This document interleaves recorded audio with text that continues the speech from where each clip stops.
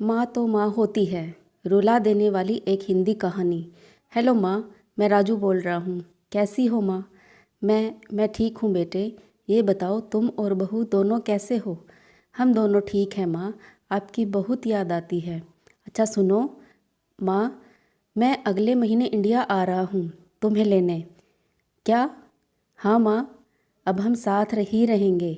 नीतू कह रही थी माँ जी को अमेरिका ले आओ, वहाँ अकेली बहुत परेशान हो रही होगी। हेलो, सुन रही हो माँ? हाँ हाँ बेटे। बूढ़ी आंखों से खुशी की अश्रु धारा बह निकली। बेटे और बहू का प्यार नस नस में दौड़ने लगा। जीवन के 70 साल गुजार चुकी सावित्री ने जल्दी से अपने पल्लू से आंसू पोंछे और बेटे से बात करने लगी। पूरे 2 साल बाद बेटा घर आ रहा था। बूढ़ी सावित्री ने मोहल्ले भर में दौड़ दौड़ कर ये खबर सबको सुना दी।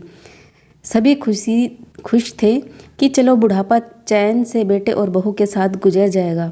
राजू अकेला आया था। उसने कहा कि माँ हमें जल्दी ही वापस जाना है, इसलिए जो भी रुपया पैसा किसी से लेना है वो लेकर रख लो, और तब तक मैं किसी प्रॉपर्टी डीलर से मकान की बात करता हूँ।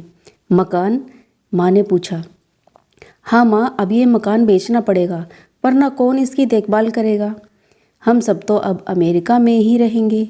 बूढ़ी आंखों ने मकान के कोने कोने को ऐसे निहारा जैसे किसी अबोध बच्चे को सहला रही हो।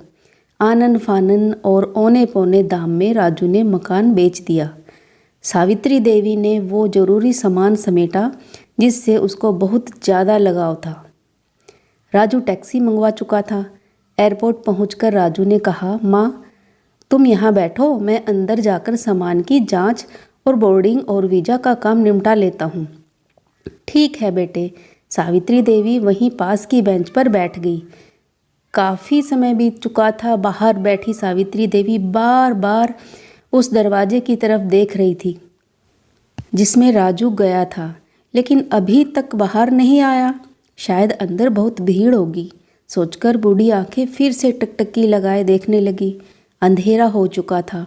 एयरपोर्ट के बाहर गहमा गहमी कम हो चुकी थी। माँ जी, किससे मिलना है? एक कर्मचारी ने वृद्धा से पूछा।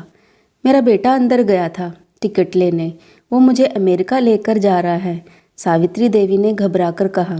लेकिन अंदर तो कोई पैसेंजर नहीं है। अमेरिका जाने वाली फ़्लाइट तो दोपहर में ही चली गई। क्या नाम था आपके बेटे का? कर्मचारी ने सवाल किया।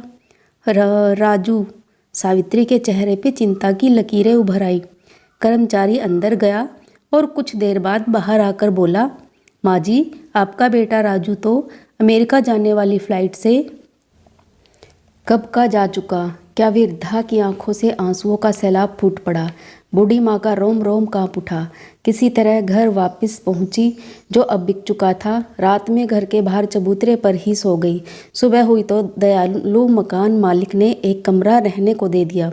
पति की पेंशन से घर का किराया और खाने का काम चलने लगा। कहानी सुनने के लिए धन्यवाद।